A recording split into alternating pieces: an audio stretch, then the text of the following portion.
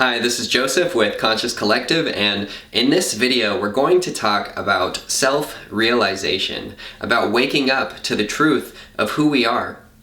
And we're going to do this through a process known as self-inquiry. And this is an ancient process that has been practiced in many different traditions around the world, but is perhaps most common in the Advaita Vedanta tradition, in which they teach a process known as netineti, which translates as not this, or not this nor that. And through this process, what we do essentially is we look at the many things that we identify with, and we ask ourselves, is this really who I am? So starting with this fundamental question, this desire to know, who am I? At a deep, essential level, that's the motivating question in this process of self-inquiry, is to find out the very essence of who we are. And we do this by looking at all of the many things that we identify with and just asking ourselves, is this really who I am? And if it's not who we are, if it's not this, then we let that go. We let that thing, this quality, whatever it is we identify with, we let that go, and we, in doing so, come closer and closer to the truth of who we are. And once we've let go of and seen beyond all of the many things that we identify with, we come to a true understanding of the truth of who we are. And that's the power and the real profundity of this practice of self-inquiry. It's really asking ourselves these deeper questions about who we are at an essential level. So in this video, we are going to together go through this process of self-inquiry and just looking at some of the things that we identify with. And I want to make a comment here about why this is so significant. We all have things that we identify with, usually on an unconscious level. Usually we have unquestioned assumptions about our identity, and we sort of just live our lives operating based on our belief in who we are. And everyone has a different belief about themselves.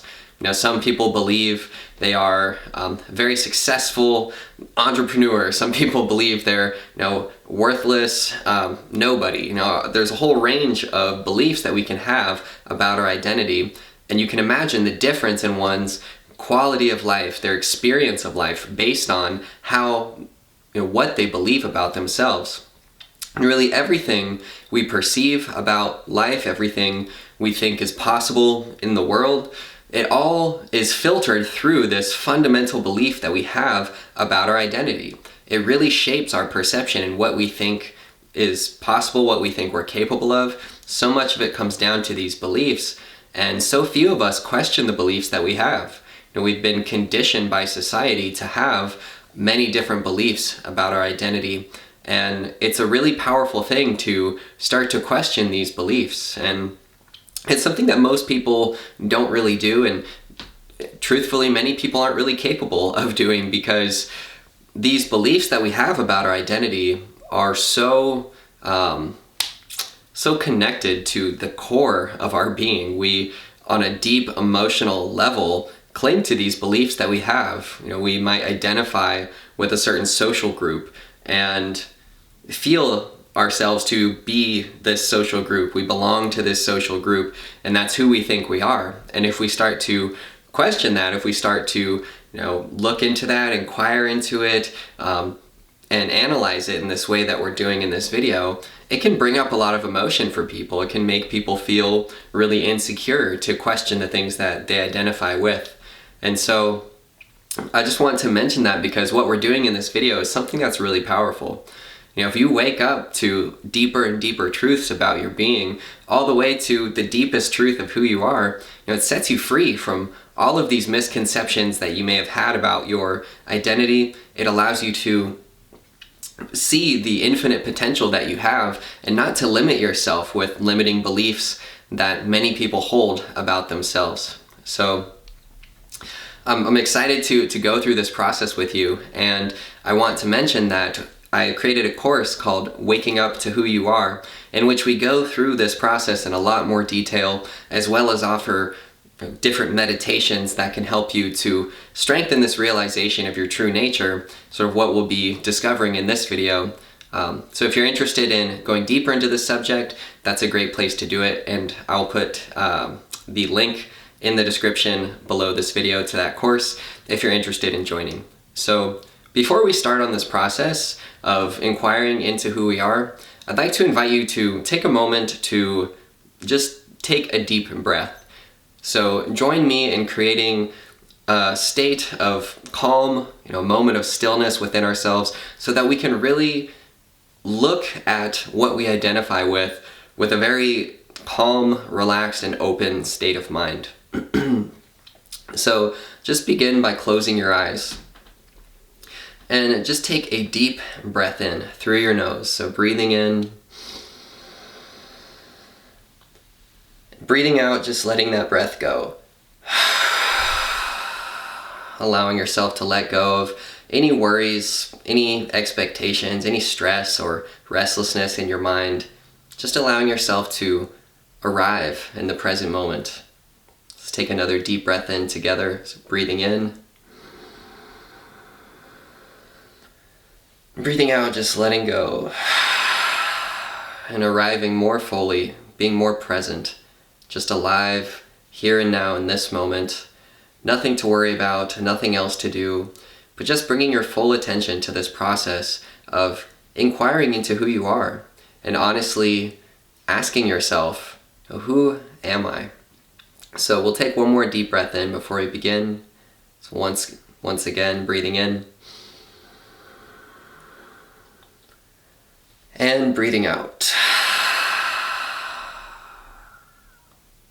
Just allowing yourself to be calm, to be relaxed and at ease.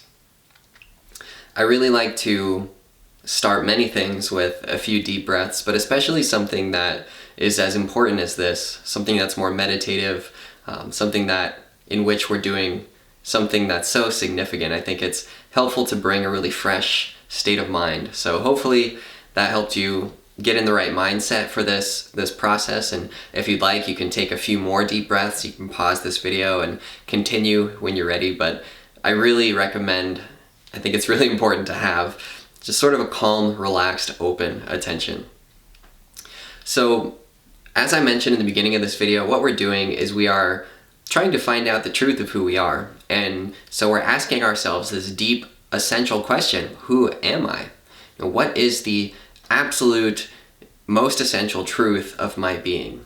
So that's what we're trying to find out in this process, and what we're going to do is we're going to look at the many things that we identify with, starting at a fairly superficial level and sort of going deeper and deeper and deeper until we get to the very core of who we are. And so starting out, if I were to approach you randomly on the street in public and just ask you, who are you? How would you respond? What would you tell me? Well, if you were to do that to me, I know that I would likely just tell you my name. I would say, I'm Joseph. And so most of us, when we, identify ourselves to someone else, we say that we are our name. But are you your name? Are you just a sound, a word, a label that's been given to you at birth, or a label that you created for yourself? Obviously, you can't be your true identity can't be limited to your name, and yet still many people identify with their names. They feel very attached to their names. They feel like their name is who they are. They say, I am Joseph. I am whatever your name may be, and people feel that's who they are. They just are this name. And so, if we really look at it though, how can you be a name? How can you be a sound? How can you be, just a word, a label? Obviously your name is not who you are. And in the same way, people also identify with their family name. They take a lot of pride in their last name and their lineage, and that can be something that's really beautiful, to maintain a lineage, to be connected to your ancestry in this way. But on a deep, essential level, how can you be your family name? How can you be limited to, again, just a word, a sound, a label? And again, something in my eye. As I started this video out saying, we're going to look at things that are pretty superficial starting out and going deeper and deeper.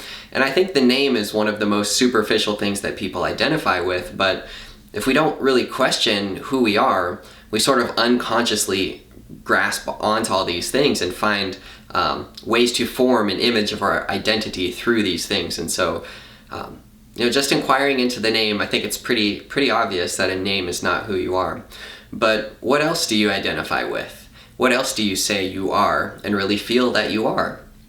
Well, the next thing I think that most people identify with is their roles in society. People identify with the job that they have, with their position in the family, with their education, with their accomplishments. People will say, I am a doctor, I am a lawyer, I am a businessman, I am an entrepreneur, I am a mother, I am a father, I am a brother, a sister, I am a Harvard graduate, I'm a college graduate, a high school graduate, I am a high school dropout. All of these different things people say that they are, and they really feel themselves to be these things. But are you your roles in society? Is your true self, your true identity, limited to the job that you have, to your position in the family, to your accomplishments or your education? If we really inquire into it, it's, especially when we do it in this sort of intellectual way, it's pretty obvious that none of these things are the truth of who we are, and yet still on an emotional level, most of us identify with these things. And I'm sure if you're really honest with yourself, you can find examples in your own life where you are looking to these things for a sense of identity. And, I mentioned just here, if you're honest with yourself, and that's something I wanted to say earlier too, is that, self-honesty is really important in this process.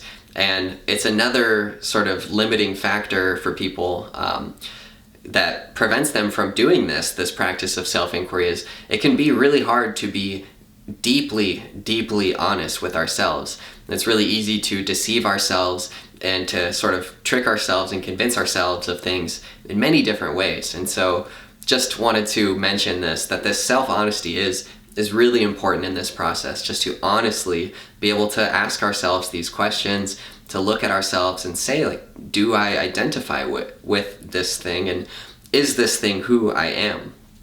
And so, going back to our roles in society, I'm sure you can find some examples in your life, I know I can in mine, where I have sought for identity.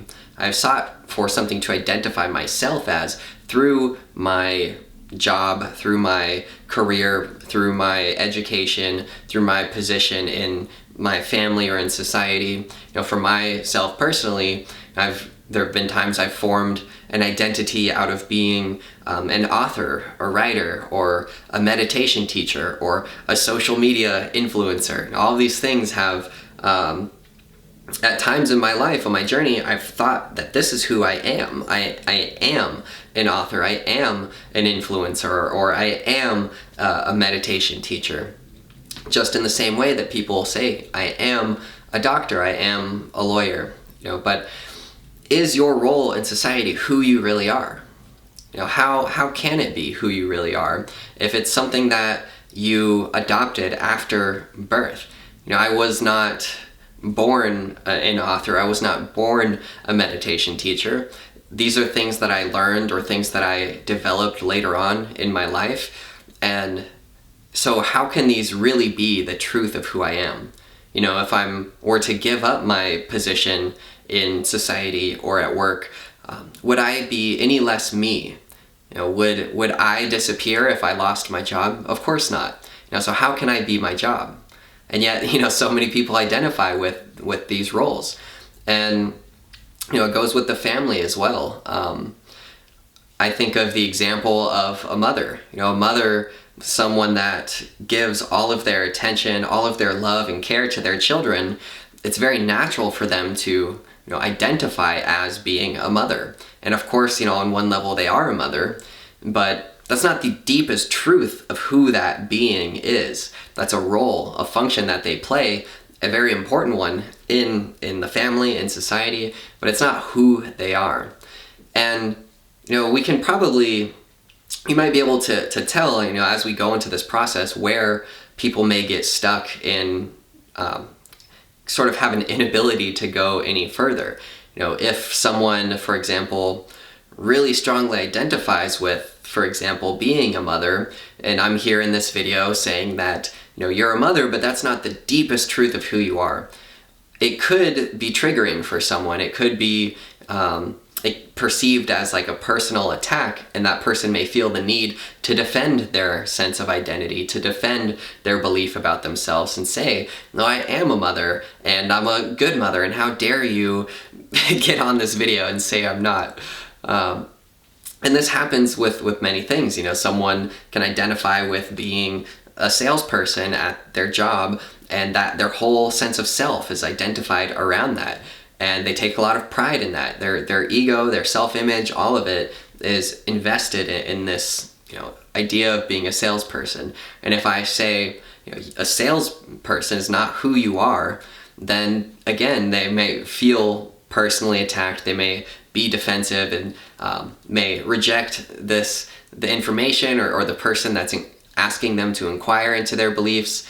And so again, it comes back to this need to be really honest with ourselves and look at where we're deriving our sense of identity and asking ourselves, is this really who I am?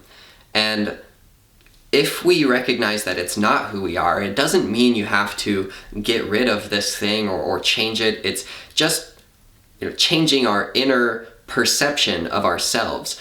Because if your perception of yourself is limited to your name or your role in society, then that's all you are internally. That's how you perceive yourself as being. That's who you are. That's who I am. And so you're limited to this idea that you have about your identity. And your true identity, your true self, is so much more profound, so much more vast, immense, and powerful, beautiful, mysterious, so much more so than this limited idea of just being your job or your role or your name. And that's what we'll soon discover, as we continue to inquire and go into deeper and deeper truths of who we are. It gets more and more profound, more and more deep. But in order to be able to go deeper, we have to be able to see beyond these layers of things that we identify with. So hopefully you can see that you are not your roles in society, and that while you play roles in society, while you have a job, while you have a family, it's not who you are at an essential level. It may be an important part of your life, not to negate it in any way, but we're just seeking to find the deepest truth of who we are. So moving beyond our roles, if you're not your roles in society, then who are you? What else do you identify with? What else do you say that you are? When you think of yourself and perceive yourself, can you find different things that you identify with? Well, another thing that many people identify with is their beliefs. This is perhaps one of the things that people identify with the most, is their beliefs. And people can have a wide range of beliefs. People have beliefs in their religion, beliefs about politics, just beliefs about themselves and what they're capable of. People believe that they are worthy of success or unworthy of success. People believe that they're unworthy of love. People believe that they're incapable of accomplishing their goals or their dreams. And so even on this level, we can see how beliefs limit our identity. And people form beliefs out of their religion, their politics. People say, I am a Christian, or I am a Republican, I am a Democrat, I am a Buddhist, a Hindu, a Taoist, whatever it is. But how can you be your beliefs? How can you be some concept or some belief that you adopted after your birth? When you were born, you weren't born thinking of yourself as a Christian or a Republican or a Democrat. you are exposed to certain information, certain traditions, certain values from the people around you, and that influenced your perception, and perhaps through that you took on some belief about your identity as being one of these things: Christian, Democrat, Republican, whatever. And again, it's not to negate or to attack Christianity or your political beliefs. It's just to recognize how we so easily identify with these things as if they are who we are. And you can have beliefs, you can have values that you, things that you value, or things that you appreciate, things that make sense to you, things that align with you, without taking those on as being who you are. You are not a Democrat or a Republican. How could you be? If you thought you were a Democrat and all of a sudden you changed your political beliefs to be a Republican, would you disappear? Would you die if you stopped being a Democrat? If that's who you think you are and you stopped being that, would you cease to exist? Obviously not. You are deeper than your beliefs. You are prior to any belief that you have, whether it's about your religious beliefs or your political beliefs or any other kinds of beliefs. So what are you? What is this you that we're talking about here? Is it your body? Are you this physical body? Well, many people identify with this physical body, and this physical body is obviously something that we are very much is very much a big part of our existence, especially here in the world. We navigate life with this physical body. It's what determines our perception of the world. We have these 5 physical senses that allow us to see, to smell, to taste, to touch, to hear. But are you this body? Do you really feel like you are your body? If so, where are you? The whole body? Are you just a part of your body? If for some reason or some situation happened and someone were to accidentally cut off your arm or your leg, would you feel like any more or less you? And this body is also something that is constantly changing. The body that you have now is not the same body that you had 7 years ago, 14 years ago, or even when you were a child. Every 7 years, this body, every cell in our body completely regenerates. So the body you have now is not the same body that you had as a child, but do you not feel like you are still you? From infancy into adulthood, there has been this constant in your experience where you have felt like you, even though you've gone through many different cellular changes in your body. This body is totally different than it was at birth, but you are still you, are you not? And also, just to go a little bit deeper into this aspect of the body, if we are this body, well, what is this body made of? It's made of the elements of nature. Now, every element that exists in the natural world exists within our bodies and makes up our bodies. We have minerals and atoms, molecules in our body that have been formed from exploding stars millions and millions of years ago. We depend on our environment for the food, the water, the air, the heat, the sunlight. All of these elements are what allow this body to exist, and there really is no body without these elements or this environment that we live in. And so if you are your body, then your real body is the whole of nature, because this body is inseparable from nature. Your body is as much of an extension of nature as your hand is an extension of your arm. They go together. But still, who you are, this feeling of being, of I am, that's deeper than the body. That is something that is constant, something that stays regardless of whatever happens to the body, regardless of whether you have all pieces of your body here or not. You still feel like you are you. And yet, we know from our own experience, we tend to identify with our bodies. We judge our bodies, we say, I am fat, I am skinny, I am short, I am tall. and we really feel that this is who we are, that our body is a representation of our true self. And it's an aspect of our being, but there is a deeper aspect to your being than just your physical body.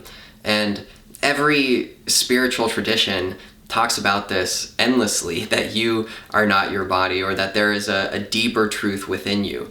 So what is that deeper truth? If it's not your body, then what is it? Is it your emotions? Is it your feelings?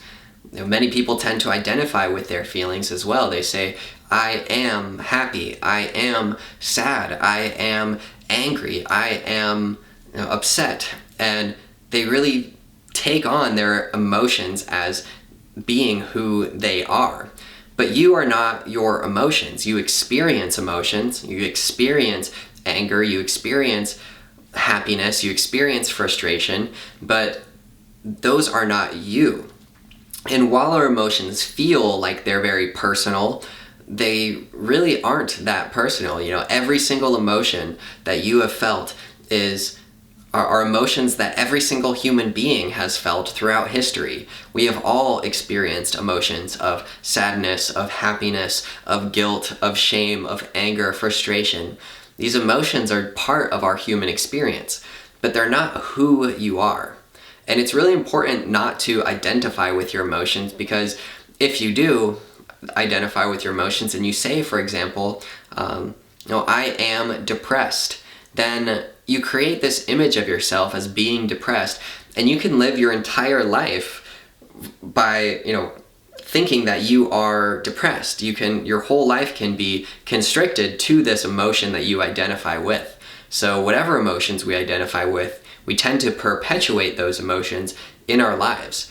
Some people just say, like, I am an angry person, and so they go on experiencing and perceiving life through the lens of an angry person. But if you can understand that your emotions are just things that you experience, not who you are, then you can let those emotions go. You can have more space between you and your emotions. You can feel the emotions that you're experiencing in the moment. You can welcome them, allow them to be there, but you can also let them go, because they're not who you are. And continuing on this process of who you are, are you your mind then? Are you your thoughts? This is another thing that many people identify with. They identify with their mental story that they have about themselves. And all of us have a story, unless we are actively doing this process of self-inquiry and mindfulness, meditation, sort of looking inward. Most of us have a story about our lives. We are so-and-so from such and such place, and we have these likes and dislikes, and these interests and these goals, these hopes, these fears. This thing happened to me in my past. But are you your story? Are you your mind? Are you your thoughts? Are you your past? Are you something that happened to you after your birth? I guess, how could you be your past if your past is experienced after you were born? The same with a lot of these thoughts that you have, or the story that you have about yourself. How can it be the deepest truth of who you are if this story is something that's always changing? The story is something that you create in your mind and identify with, but it's not you. And it's actually extremely liberating to realize that your story is not you. And most people identify with their stories, and their life is limited to this story that they have about their identity.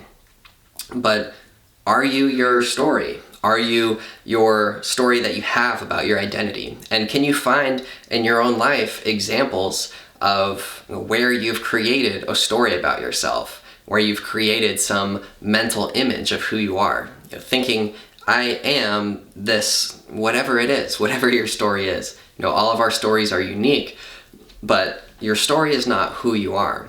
Your thoughts are not who you are. And this includes the thought of I, or the thought of me, the sort of voice in our heads. All of us have a voice in our heads. We all have sort of this inner dialogue that is always happening as we're experiencing the world, where we have our mind kind of judges the experience that we have.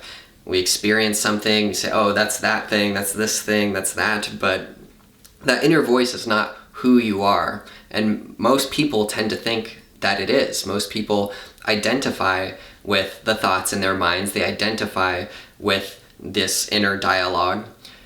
And to sort of point out the difference in your inner dialogue and reality, if you can imagine like a football game, for example, when a football game is happening, you have these commentators that are narrating the experience of this football game, but these commentators don't really make any difference to what's actually happening in the game. They're just sort of looking at it, judging it, analyzing it, and commenting on it based on their own ideas and views about it. And that's sort of the way that this inner dialogue in our minds works as well. We experience reality, and we have all of these thoughts and judgments about it, but these thoughts and judgments have nothing to really do about the reality that we're experiencing. And so many people tend to overlook the actual reality of life because they are caught in this inner dialogue, this inner narrator.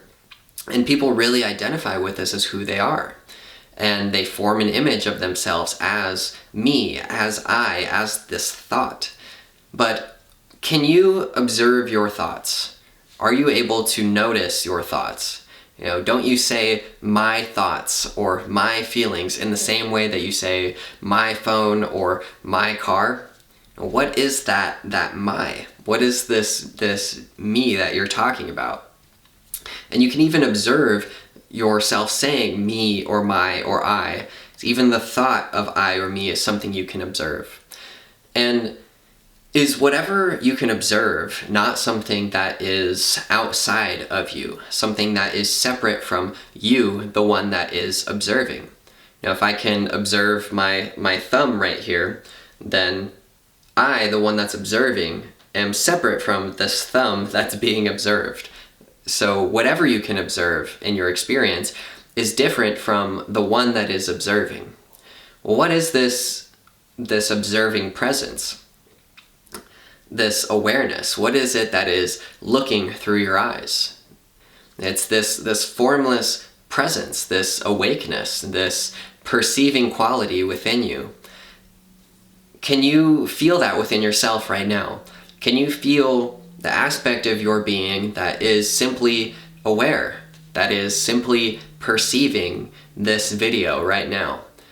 And is this perceiving aspect of yourself limited to your body, to your thoughts, to your emotions, to your stories that you have about yourself, to your beliefs? Whether you are a Christian or Muslim or Democrat or Republican, are you not still an aware being perceiving in this moment? If you think of yourself as wonderful, amazing person, or this horrible, disgusting, negative person, however you view yourself, is not this perceiving awareness still here? Whatever you perceive in your environment, whatever you observe, whatever changing experiences you have, are they not all happening inside of this awareness that is observing, that is perceiving? Is this the deepest truth of who you are? Is this the aspect of yourself that always is, regardless of your ideas about it, regardless of your thoughts about it, regardless of any beliefs that you may have? At the core of every experience that you have, is there not just this awareness that is experiencing? And can you feel this in yourself? Can you feel that presence of aliveness? And it's really, it's difficult to put a name to this, to identify any qualities about this, or give any thoughts, or to describe this, or even to understand it mentally, because it's so close to who we are. Essentially, it is who we are. We are this awareness. And any thought, any idea that we have about this awareness is already secondary to it. It's already something outside of it. It's something that we can only really recognize by being it. In the same way that your eyes cannot see themselves, yourself as you, as awareness, cannot be aware of yourself because you are awareness itself. But you can know yourself simply by being aware. This is the one function, the one truth about you that always is. Regardless of what's happening in your life, regardless of any of the circumstances you experience, you simply are always aware. And this awareness has no miserable or joyful past. It has no beliefs that it needs to defend. It has no body that it needs to criticize or improve. This awareness simply is always aware. And if you can feel this, if you can awaken to this awareness within yourself and realize this dimension of your being that simply is always aware, this pure awareness, pure consciousness, then you awaken to an aspect of your being that is always free. It is always peaceful. It is always blissful because it is not limited by the circumstances that you're experiencing. So no matter what experience or circumstance is happening around you, this aspect of simply being aware is always here. And you can always find stability, groundedness, and peace in the fact that you are. So simply just by being alive, awake, here and now, without any need to define that, or explain it, or judge it, or justify it, or validate it, just being and allowing yourself to just be awareness, to just be aware, is the deepest, most liberating freedom. It's a recognition of the essential truth within yourself that is yourself, that always is, that is never changing, that cannot be affected by any circumstance. Nothing can add to this, nothing can take away from it. It simply always is. And it is truly the most profound thing to wake up to this, because when you do, not just on this intellectual level sort of that we're exploring here, but if emotionally, experientially, you really feel yourself to be simply an aware presence, and you feel that to be this deep truth of who you are, then it frees you from all of these limiting beliefs that you had about your identity, most of which are unconscious. And hopefully through this process of bringing consciousness to these unconscious beliefs about yourself, you transform them. When something's unconscious, you bring awareness to that unconscious belief. It's no longer unconscious. It becomes something in your conscious awareness, and then you have the choice. You have the choice of whether you want to continue to identify with this or recognize that it's just a mental belief that you have about your identity, but it's not who you really are. And if you see that, you can let it go. So if you really, follow this process of self-inquiry, and you see that I am not my name, you let that go. I am not my roles in society, my education, my position, my accomplishments. That is not who I am. I can let that go. I am not my beliefs. I am not my religious beliefs. I am not my political beliefs, or even my beliefs about myself. So I can let those go. I am not my emotions. I am not my feelings. I experience these, but they are not who I am. And so I can let those go. I am not my thoughts about myself. I am not my story about myself. So I can let that go. As we let go of all of these layers of things that we identify with, all that remains is this presence of awareness that you are and always have been. Yet you, throughout your life, have overlooked this simple fact of your awareness because you've been investing your identity in these beliefs. You've been investing your emotions and your sense of self in all of these different layers of beliefs that we have. And so simply by looking at these beliefs, inquiring into them, letting them go, we come back to the essence of who we are. And that is the beauty of this practice of self-inquiry. And it would be an amazing, beautiful, and wonderful thing if you woke up to the truth of who you are through this video, but I understand that it usually is not a process that happens so immediately. These beliefs are deeply ingrained within us, and so it takes time it takes us sitting with them and honestly, genuinely questioning these things to come to these deeper truths of who we are. So I invite you to ask yourself, go through these again, and on a deep personal level, ask yourself if you identify with these things, if you derive, or you can find examples of where you derive your sense of self from these things, and if they're really you. So that's what we're trying to figure out through this process, is we're trying to wake up to the essential truth of who we are. And in doing so, we access this freedom of our being that is free from all of these limiting constraints that typically limit us and limit most people, their beliefs about their identity. So you can see beyond those. You can wake up to the truth of who you are, and to do so is, in my opinion, in my experience, the most liberating, most beautiful, profound process. It's what people around the world and all of these different spiritual traditions are essentially doing. They're waking up to a deeper reality within their being that is beyond all of the superficial layers that society sort of conditions us to think, to believe about ourselves. So thank you for watching this video. If you've made it this far into this video, I just appreciate your attention, and I honor you for sitting here and going through this process with me. I hope that it was helpful for you. I hope that you can continue to play around with these ideas and continue to question your identity and really asking yourself, who am I?